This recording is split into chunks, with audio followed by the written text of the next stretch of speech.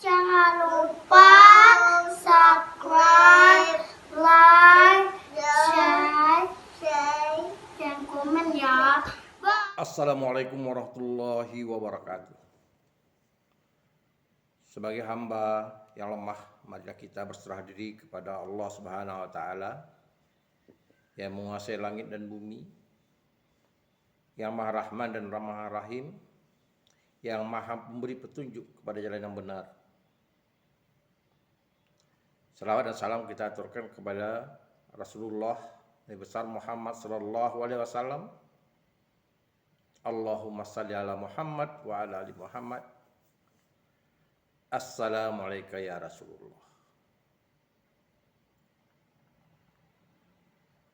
Para mahasiswa yang saya hormati, kajian kita tentang teori sastra, kita masih pada tahap mengenal objeknya adalah karya sastra. Kalau karya sastra itu sudah terhidang di depan kita, tinggal lagi persoalannya dari sudut mana kita memandang karya sastra itu. Supaya kita bisa menikmatinya, fokus sesuai dengan sudut pandang kita. Jika diamati dengan cermat, ada 4 sudut pandang yang bisa kita lihat dalam sebuah karya sastra. Yang pertama, kita bisa melihat sudut pandang karya sastra itu dikaitkan dengan pengarang atau penulisnya. Sudut pandang ini berpendapat bahwa karya sastra merupakan cerminan dari pemikiran, pandangan, apa yang dirasakan, atau apa yang mempengaruhi diri si pengarang. Sudut pandang ini pula lah yang ada kaitannya dengan pandangan bahwa karya sastra itu ada unsur intrinsik atau unsur yang membangun karya sastra itu sendiri, ada unsur ekstrinsik, unsur yang melekat kepada pengarang atau sastrawannya. Pandangan ini mengatakan bahwa karya sastra ada kaitan erat dengan pengarangnya. Nah, jika kita melakukan pemandangan seperti ini, maka kita tentu harus mencari teori yang cocok, melakukan kajian terhadap karya sastra. Misalnya, kalau bicara terhadap karya sastra yang mengkaji unsur intrinsik dan unsur ekstrinsik, kajian ini selalu dikatakan orang dengan pendekatan tradisional atau kajian struktural. Nah, untuk mengkombinasikannya antara karya sastra dengan pengarangnya, sangat tepat kita menggunakan struktural genetik. Artinya, kita melihat karya sastranya dan kita mencari alasan atau penyebab karya itu lahir dari sudut pengarangnya. Maka lengkap nanti kenapa sastrawan itu atau pengarangnya membangun unsur intrinsik, apa yang mempengaruhinya. Misalnya menetapkan tempat atau setting, menetapkan konflik atau pokok persoalan, tema, amanat apa yang ingin disampaikannya. Nah, kita bisa lebih sempurna mengetahuinya setelah kita mengetahui jalan pikiran si pengarang. Tentu yang kita lihat dalam pada sisi si pengarang ini adalah berkaitan dengan unsur ekstrinsik, yaitu ideologi, politik, sosial, budaya, pertahanan, keamanan, ekonomi, kepercayaan, dan agama. Kenapa saya katakan demikian? Unsur-unsur ini mempengaruhi manusia. Baik unsur yang dialami oleh si pengarang itu sendiri sebagai manusia, makhluk sosial, maupun yang diamati oleh si pengarang. Situasi pada karya sastra itu lahir, yang menjadi inspirasi karya sastra itu lahir. Saya beri contoh. Kalau kita ingin membicarakan misalnya karya-karya zaman Balai Pustaka dengan pendekatan struktural genetik, tentu akan lebih sempurna kalau misalnya karya Balai Pustaka itu seperti karya Hamka atau Marah Rusli. Kenapa karya itu lahir? Tentu ada persoalan-persoalan sosial, budaya yang saya katakan tadi, yang menjadi bahan pemikiran bagi sastrawan itu. Misalnya Siti Nurbaya. Dari Siti Nurbaya kita bisa memahami ada persoalan berkaitan dengan ekonomi, berkaitan dengan tengkulak. Nah, sebetulnya di sini kita bisa mempelajari kenapa Marah Rusli merisaukan adanya sistem tengkulak itu yang dilakukan diwakili oleh tokoh Datuk Maringgi. Dan kemudian banyak hal lagi yang mau kita interpretasikan. Kenapa Datuk Maringgi itu tidak dicerminkan seorang yang gemuk, yang gagah berani seperti konglomerat, tapi orang yang kurus krempeng. Yang divisualkan dalam film itu orangnya tidak menarik.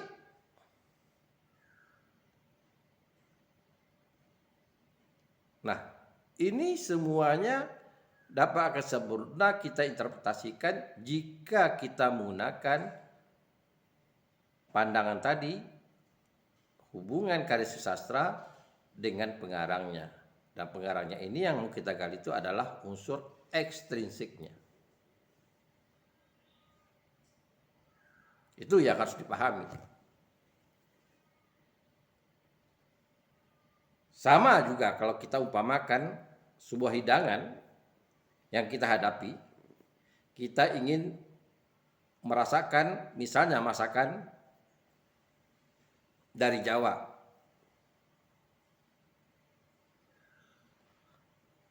Katakanlah masakan yang populer yang suka dimakan oleh orang Jawa, getuk misalnya. Kenapa tuh ada getuk gitu? Bagaimana rasa getuk itu? Tentu banyak penjual getuk, tapi cara pengolahannya mungkin berbeda-beda. Sehingga ada penjual yang ramai, yang disukai oleh orang, ada yang tidak. Nah, kita tentu lihat sejarahnya. Kalau kita tahu siapa pembuatnya, ada misalnya pembuatnya itu sudah punya resep dari warisan yang mereka tutupi, mereka pelihara dengan bagus. Ada yang dengan pemikiran percobaan. Sehingga antara hasil produknya dengan pembuatnya jelas ada kaitan erat.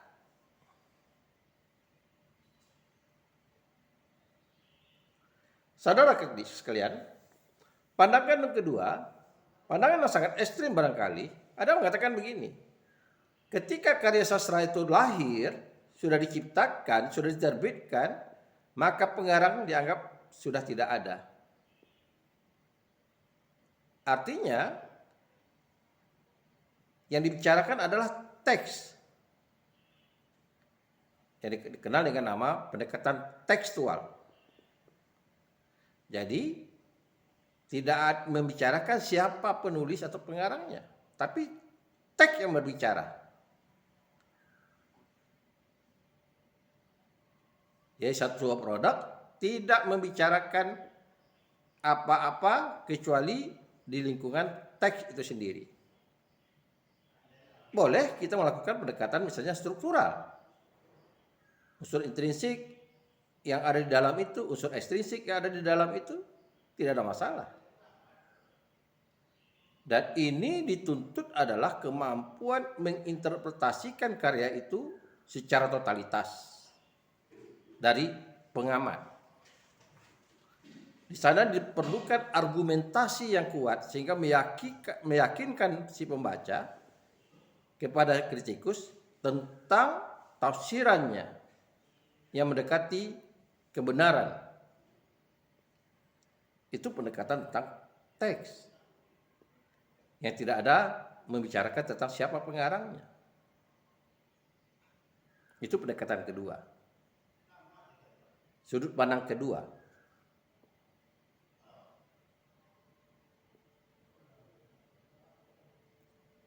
Boleh menggunakan pendekatan semiotik yang berkaitan bicara tentang simbol, indeks, ikon, simbol. Pokoknya yang ada di dalam teks itu, yang banyak hal yang bisa dilihat dalam teks itu. Membicara misalnya pendekatan misalnya berkaitan juga psikologis yang secara terbatas, sosiologis secara terbatas, ruang lingkupnya yang ada pada teks tidak dikaitkan dengan hal-hal yang lain. Ibarat kalau kita boleh menonton sebuah film, ya kita bicarakan tentang film itu aja, yang ada dalam film, yang ada dalam gambar film itu. Begitu juga pendekatan tekstualnya, yang ada dalam teks itu sendiri. Sudut pandang ketiga, sudut pandang yang mengatakan bahwa sebuah karya sastra ketika dia lahir, ketika dia diciptakan, yang menentukan karya sastra itu diterima atau tidak adalah pembaca. Adalah pembaca. Siapa pembaca itu? Ya si kritikus sebagai pembaca dan masyarakat. Masyarakat itu ada dua. Pertama, masyarakat yang tidak disiapkan, dianggap dia punya kemampuan interpretasi atau apresiasi dalam bidang sastra. Yang kedua, masyarakat atau pembaca yang dikondisikan. Misalnya di kalangan akademis, sudah belajar tentang teori sastra, elemen-elemen karya sastra. Jadi ada dua pembaca. Nah lalu mereka lah yang berhak menilai kepantasan, kualitas karya sastra itu. Itu pandangan ketiga. Nah, pandangan keempat, pandangan yang menggabungkan pandangan pertama, kedua, dan ketiga. Artinya apa? Pandangan ini mengatakan bahwa karya sastra itu erat hubungannya dengan si penulis, dan kita bicarakan tentang teks, kemudian kita bicarakan tentang bagaimana respon pembaca. Kalau tadi saya katakan pendekatan psikologis, Nah, dalam pendekatan psikologis juga mengatakan begini. Bagaimana psikologinya si penulis, berarti kaitan dengan pengarang. Bagaimana psikologinya yang tergambar dalam teks, berarti tokoh-tokoh yang ada di dalam teks itu, dan bagaimana psikologisnya pembaca setelah membaca karya sastra itu. Jadi ada 4 pandangan ini. Ada 4 pandangan. Nah, kalau kita bicara teori sastra, ada kalanya kita mengkombinasikan. Ya, ada kalanya kita mengkombinasikan. Artinya, dalam kajian menginterpretasikan karya sastra atau menilai karya sastra, ada kalanya tidak cukup dengan satu teori. Bisa mengkombinasikan 2 teori. Nah, kenapa? Misalnya, ada pendekatan struktural. Kajian pendekatan karya sastra itu mau tidak mau berkaitan tentang struktur karya sastra. Mau tidak mau bicarakan tentang struktur karya sastra. Misalnya dalam bidang fiksi. Berkaitan dengan tema, berkaitan dengan amanat, berkaitan dengan tempat, berkaitan dengan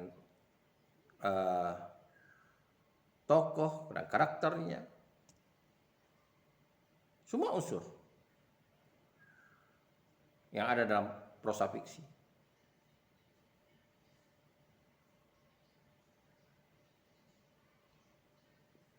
Nah, jadi kalau kita paham sudut pandang kita melihat sebuah karya sastra, tentu kita harus paham juga teori apa yang kita pakai dan bagian-bagian mana yang harus kita preteli, yang harus kita analisis, yang harus kita interpretasi, yang harus kita timbang kelebihan dan kekurangannya.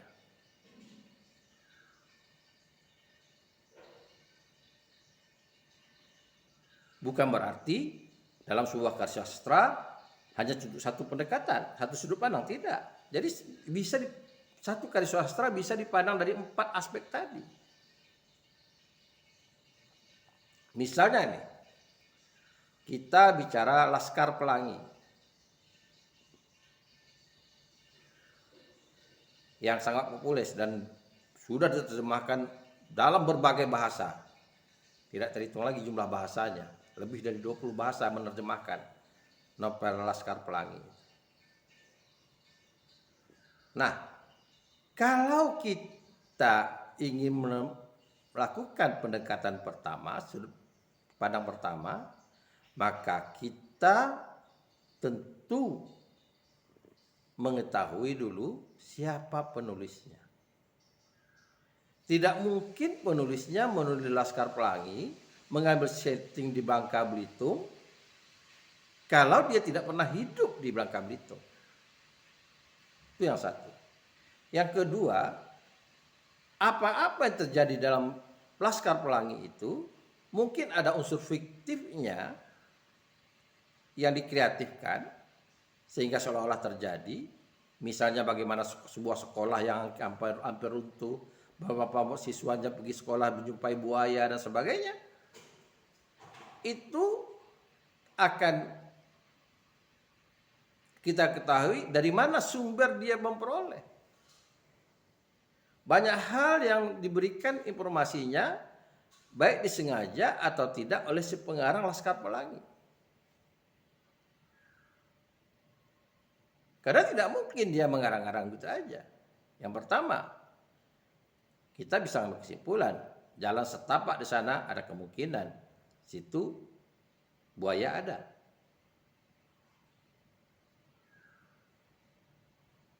Tidak mungkin dia mengada-ngada. Buaya itu hidup di daerah perairan. Kita mengenal ada buaya sungai atau buaya muara dan buaya laut. Yang selalu muncul itu adalah buaya muara atau buaya sungai yang sering muncul di kehidupan masyarakat. Kalau di laut kan laut lepas. Sumber makanannya banyak.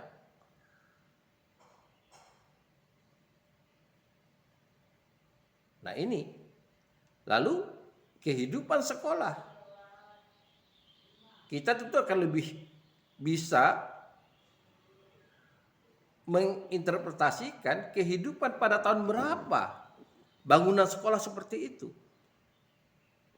Kalau boleh kita katakan, berarti bangunan sekolah itu didirikan sebelum ada kebijaksanaan pemerintah adanya sekolah impres. Atau meskipun ada kebijakan sekolah impres pada masa itu Orde Baru, mungkin saja itu wilayah yang tidak terjamah oleh kebijaksanaan pemerintah. Banyak hal lagi yang mau kita kaji. Nah, ini satu contoh, saya katakan Laskar Pelangi kita lihat dari sudut pandang pertama. Dari sudut pandang kedua, yang kita bicara teks, kita tidak mempersoalkan siapa pengarangnya, pernah tidur di Bangka atau apa. Kita melihat teks itu mengambil setting memang di Bangka. Lalu kita mengaitkan unsur-unsur teks itu dengan peristiwa logis dan tidak logisnya. Apakah unsur-unsur intrinsik itu betul-betul menyatu dia? Di mana letak kekuatannya? Apakah unsur narasinya yang lebih kuat? Ataukah unsur deskripsi cerita itu lebih kuat? Menggambarkan sesuatu tempat? Atau unsur dialognya lebih kuat? Kita bicara tentang teks. Pesan-pesan apa yang disampaikan dalam teks itu? Baik yang tersurat maupun tersirat. Kita tidak bicarakan siapa penulisnya. Kita tidak bicarakan ini diterima masyarakat atau tidak. Tapi kita bicarakan tentang teks itu Laskar Pelangi. Nah, dari sudut pandang ketiga, kita melihat kekuatan Laskar Pelangi itu lalu penerimaan masyarakat. Kalau istilah sekarang, kenapa jadi viral dia?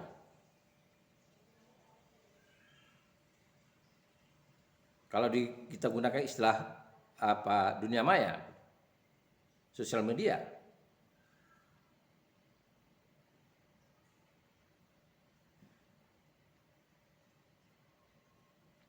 Kalau kita pikir bukunya tebal, novelnya tebal, tapi orang tertarik membaca. Sama juga kalau kita bicara novelnya Harry Potter, kan tebal gitu. Tapi orang suka membaca. Daya tarik apa gitu penerimaan ini? Apakah konflik-konflik yang dibangun itu logis dan bisa mengambil perhatian si pembaca? Atau karena apa? Nah, ini kita harus tanyakan kepada pembaca. Atau kita sendiri sebagai pembaca. Tentang kelebihan dan kekurangannya. Karena kita tahu, kita jangan takut bicarakan tentang kekurangan. Tidak ada karya sastra itu yang sempurna. Karena ini kan berkaitan dengan selera dan penguasaan teori. Sastrawan menulis karya sastra tidak berangkat dari teori. Karena kalau dia berangkat dari teori akan kaku. Justru karyanya itu yang memunculkan teori baru. Bisa jadi dia menyempurnakan teori yang sudah ada. Seperti yang saya katakan bahwa teori itu adalah gejala dari karya sastra itu. Bisa jadi kehadirannya tepat waktu ketika orang jenuh membaca novel-novel kontemporer. Yang dianggap mereka kurang tidak tahu arah atau tidak berpijak ke buminya. Tahu-tahu muncul Laskar Pelangi yang mengambil setting daerah yang masih ada suasana romantisnya. Kita mengenang angkatan 20-an. Sehingga masyarakat tertarik dengan keromantisan peristiwa-peristiwa yang ada dalam itu. Itu bisa jadi. Tapi semuanya tergantung pada penilaian pembaca. Berarti ada 3 pendekatan atau sudut pandang bisa kita lihat. Lalu teori apa yang bisa kita lakukan menggunakan teori itu? Ya harus kita ikuti aturan dari teori yang kita pakai. Misalnya kita menggunakan wawancara, menggunakan angket untuk mengetahui dari narasumber. Nah, terakhir baru kita kombinasikan pendekatan sudut pandang itu antara satu sisi si pengarang, sisi teks, dan sisi si pembaca atau masyarakat penerimaannya. Nah, kalau hal itu bisa kita kaitkan, ada penjelasan si pengarang, rasa-rasanya hubungan antara pengarang, teks, dan pembaca ini ada benang merahnya, maka tafsiran itu tidak akan jauh meleset memahami karya sastra. Kemungkinan yang barangkali tidak disadari oleh si pengarang ini bahwa teks yang dia tulis itu bukan hanya apa yang dia pikirkan dengan apa yang dia inginkan menyampaikan suatu amanat. Bisa jadi dari interpretasi seorang muncul amanat-amanat baru. Bukan tidak mungkin. Yang tidak direncanakan oleh si pengarangnya. Kenapa? Karena karya sastra itu dia lahir, kalau karya fiksi, membicarakan sebahagian dari dunia atau kehidupan manusia. Oleh karena itu juga karya sastra itu kita bukan bicara hanya bahasa saja, tapi bicarakan tentang problematik manusia. Dari sisi mana yang kita perlukan? Kebudayaankah? Ekonomikah? Sosialnya kah? Politiknya kah? Banyak hal yang mungkin disajikan secara tidak langsung oleh si pengarangnya. Ada pesan-pesan yang disampaikannya, suasana-suasana yang disampaikannya ketika dia mengambil waktu dan tempat sebagai kejadian yang diangkatkannya. Dia juga bicarakan tentang karakter manusia, meskipun tidak komplit, tapi beberapa karakter manusia, cara pikir, cara bertindak, dan cara menyelesaikan masalah. Dan dia juga bicarakan tentang keberuntungan manusia, perubahan nasib manusia. Ada yang beruntung dan ada yang tidak beruntung. Itulah karya sastra. Jadi kalau kita bicara karya sastra, sebetulnya kita bicara tentang kehidupan masyarakat. Oleh karena itu, mari kita kembali, daripada kita misalnya membicarakan kehidupan masyarakat lebih luas, tidak terjangkau oleh kita, sekarang ada dalam genggaman kita buku karya sastra. Itu kita nikmati. Dari sana kita perlahan-lahan bisa mempelajari kehidupan dunia yang terbentang ini. Alam terkembang jadi guru. Nah, alam menjadi guru. Ada alam yang kecil, itu alam susastra. Demikian perkuliahan kita pada hari ini. Minggu depan kita sudah bicara tentang teori-teori pendekatan. Makasih. Assalamualaikum warahmatullahi wabarakatuh.